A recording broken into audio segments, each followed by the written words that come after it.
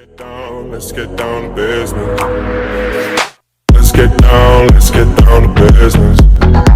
Give you one more night to get this. We've had a million nights just like this. Grant, I know you were trying to say something before I pivot away. I see so many people, talking about NFTs and Bitcoin and Ethereum and Petcoin, and I'm like, guys, if you think a bottom's going to fall out on anything, that's where you should be looking. Oh. Housing, No. housing, food, and water. Hey, and I probably own more crypto. I probably own more Bitcoin than anybody on the stage right now. So before you guys start, if you really believe in the BTC or any of the cryptos, you're going to buy it and not sell it. You're not going to use it to make your car payment, your gas payment, or your food bill. So you need income that you're willing to get rid of. And the only thing that produces income is a job that's heavily taxed and real estate that produces income that is not heavily taxed. And that's why I tell everybody, man, before you start betting on red or green or Ethereum or BTC or NFTs, man, get you some real estate that pays you and your family income every. That's no difference, Grant. That's no difference than owning $1 million house and got $1 million in equity, and you live at that house, but you can't touch it because you just live in there and you scared to touch it to go do something with it. And nobody's tapping their equity lines. Really, people are not. Only the wealthy are tapping their equity lines. The middle class is not tapping their. I have a point blank question. Go ahead, sir. Fahad, please. Hi. Please. Is cryptocurrency in any way a financial asset today?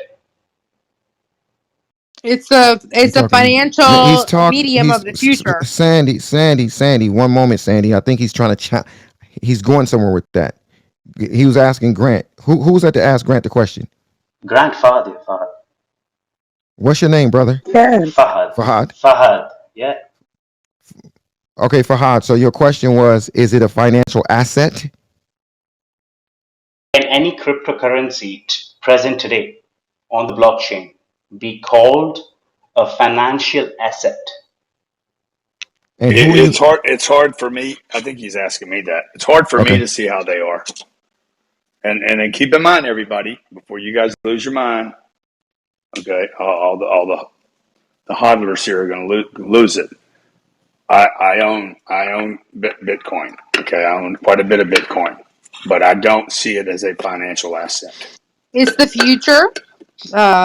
Cryptocurrency. Wait, Miss, do me a favor. Fahad was trying to say Fahad, something. so what are you building here with me? Yeah, so I wanted to understand this. If it's not a financial asset, and if and they talk about P2P, they talk about encryption, they talk about digital register and everything. At the end of the day, if it's not a financial asset and you cannot transact, your government at the end of the day lays down laws on white papers. I mean e-contracts, right? If that's not happening, and you don't even know the largest, the most abundant of the coins, which is limited to an extent, Bitcoin, that derives value for all the other coins, has no credibility attached to it. Isn't it just a bubble ready to burst? Our world evolves, right? And we as humans evolve. Humans are the most evolving creatures on this planet. Hey, I love Million Marathon. I gotta say something, Miss. I love Million Marathon because what I notice about Million Marathon, I don't care what we talk about, Nelson, Jonathan. We got so many experts in so many different directions. Listen, y'all gotta love Million Marathon. Go ahead, Miss. Go ahead. Cryptocurrency is the future of our world. Okay, you can make transactions faster than you ever can with your bank. All right, they're safer because of encryption than you ever could be. It's the best way to transfer money. And the way that we have not been able to adopt it because of the Rothschilds of the world, the big boys, right? The propaganda, they're scared. But guess what? Citibank's getting on it now. Citibank's backed XRP.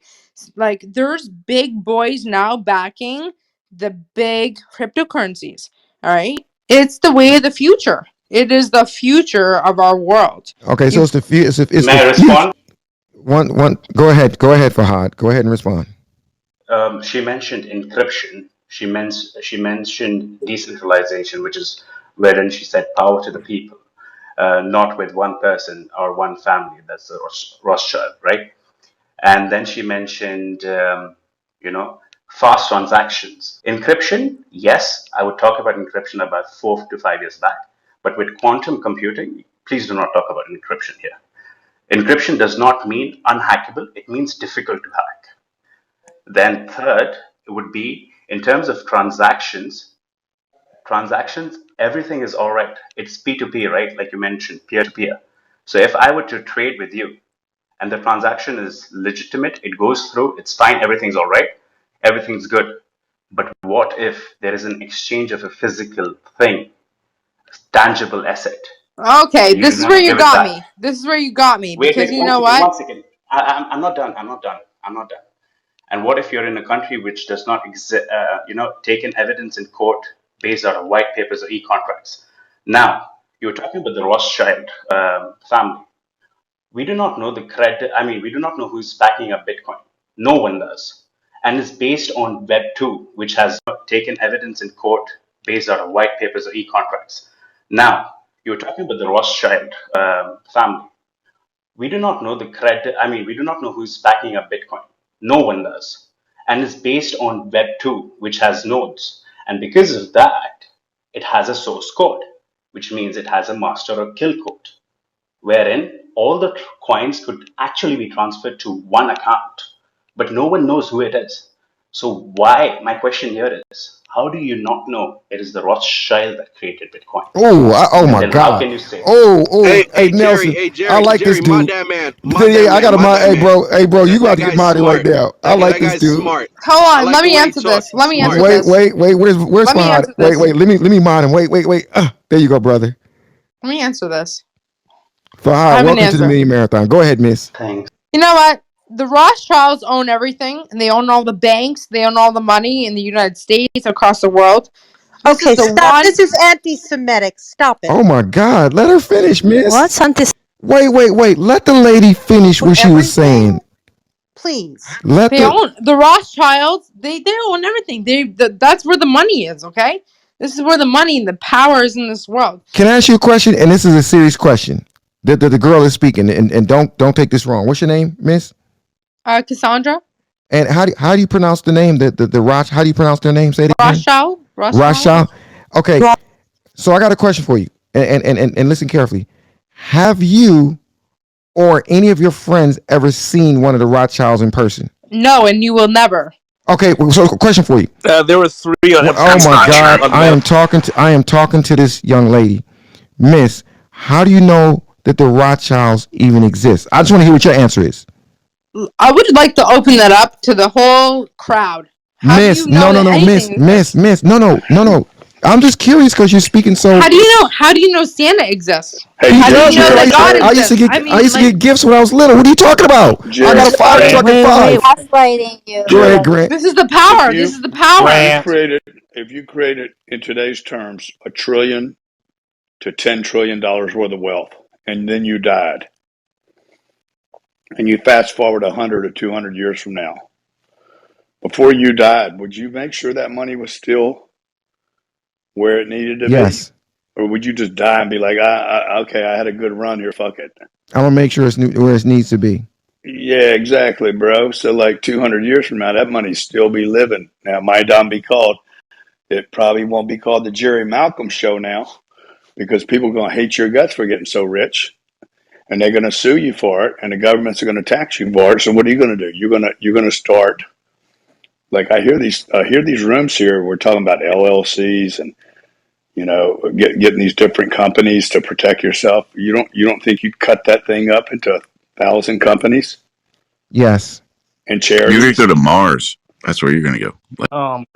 Okay. Go ahead, Grant. I was trying to see where Grant was going. That was pretty deep the way he was I'm framing just that. saying, man. 200 years from now, they're going to be like, have you ever met Jerry Malcolm? Well, of Oh, I course got you. not.